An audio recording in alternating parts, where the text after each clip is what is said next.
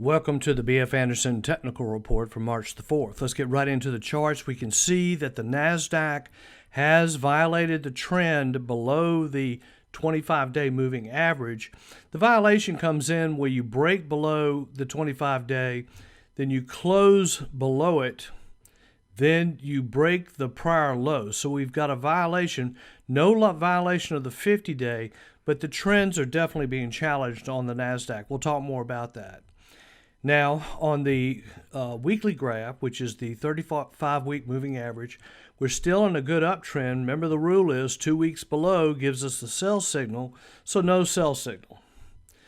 The long-term graphs look fine. We've got a golden cross on the 10-20, which is a monthly graph, looks fine.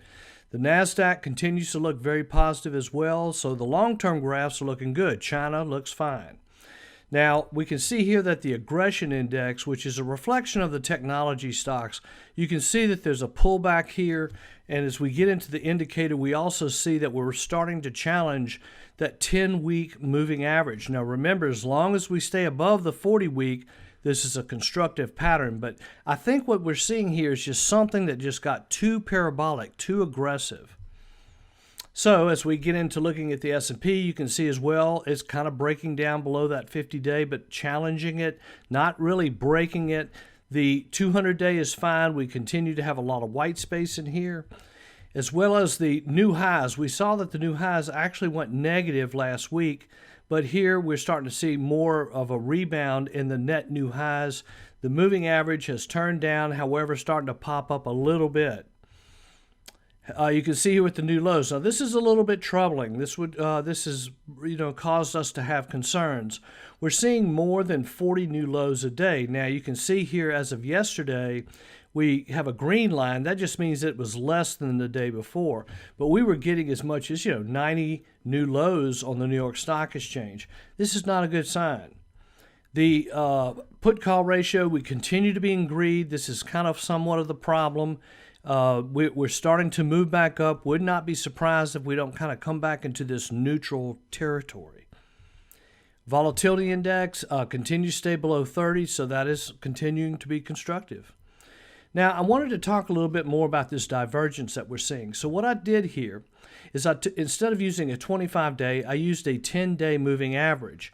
Now, as you can see here with the NASDAQ, we challenged the 10-day, we challenged it. We didn't actually have a violation, no violation of trend in here by the rules of a violation. However, here recently, we've now gotten a violation in the NASDAQ. So we're starting to see some weakness here, primarily in the technology stocks. Now, if you look at the mid caps, a little bit of a different story. No violation, just really actually no break. A break, but no violation, and no violation. So the mid-cap stocks are holding up much better than the large cap. You can see here with the New York Composite even, we had somewhat of a little bit of a problem right around the beginning of February. However, continues to be constructive.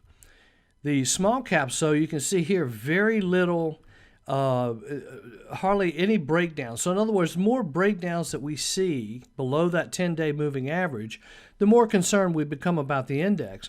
The small caps actually look fine. Now, here's the S&P 500. You can see the same kind of concept here. Here's the 10-day. We got somewhat of a violation here, and now we're getting another violation. This is a large cap index. The large cap stocks are where the problem is right now. Now, if we just look at our economic indicators, this is somewhat of the culprit.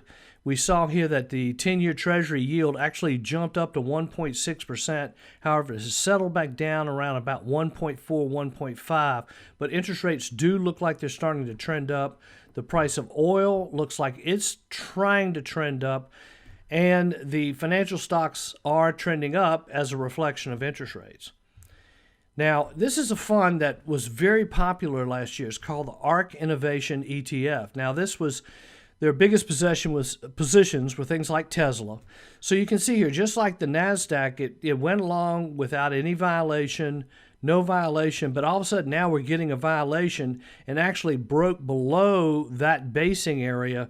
So what these stocks tend to be what the Robinhood group is involved in. So I would really avoid that group. In other words, we like to see a good story which means that we like to see good management. We like to see good numbers, which means we like to see a stock that we think we can double our money in within a reasonable period of time. But the most important thing is the chart. So with this particular fund, you've got a great story. The numbers have been good. However, the chart is breaking down. The market is telling you to move on elsewhere. Now, just to kind of confirm this a little bit, this is the solar stocks versus the oil stocks. So when the line goes down, it means that solar's doing worse than the oils. And you can see that this is really starting to break down. Now I have Tesla down here breaking below the 50-day moving average. There's just a major change going on here that you need to be aware of. Now, gold has been interesting. You know, Warren Buffett basically talks quite a bit about gold, and he said gold gets dug out of the ground in Africa or someplace, then we melt it down, dig another hole, bury it again, and pay people to stand around and guard it. It has no utility. Anyone watching from Mars would be scratching their head. So basically, this is a graph of the price of gold. You can see it's really in a downtrend. And the reason I think this might be important is that if we're starting to hear a lot about inflation, it would probably be reflected in the price of gold. A lot of very prominent economists are saying that inflation really is not going to be the culprit or the problem. Now, this is the top 5. This is showing a little bit of inflation here. Here's an oil and gas production company, mainly operating in the Permian Basin in West Texas, breaking out to a new high. This is an interesting change of affairs. Here's Tapestry, which is high-end luxury goods, continues to stay above the 10-day, holding at a very nice positive pattern. This is Snap, very volatile, announced earnings. I would avoid this one for now. It's really somewhat broken down below that 10-day. I would wait for some type of stabilization here. This is SM Energy, another energy stock, another Permian Basin, another fracker. These are the ones that are breaking out. So the thinking could be here with the current administration restricting oil production by not allowing drilling or fracking on government lands. The private lands should benefit. So that's what may be going on here. Here's Freeport-McMoRan, copper. If the economy is going to continue to do well, copper will be king. So just keep an eye on Freeport-McMoRan. I would avoid the chart for right now, or avoid the stock for right now. The chart is not as positive as I would like. So that's it. If you have any questions, please give me a call. Thank you very much.